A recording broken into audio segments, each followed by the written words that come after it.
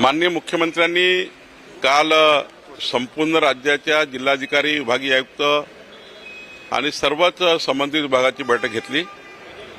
या बैठकीमध्ये जे नुकसान झालं आहे त्यांचे पंचनामे करणे आणि एवढंच नाही तर राज्याची पुढची पूर परिस्थिती बघता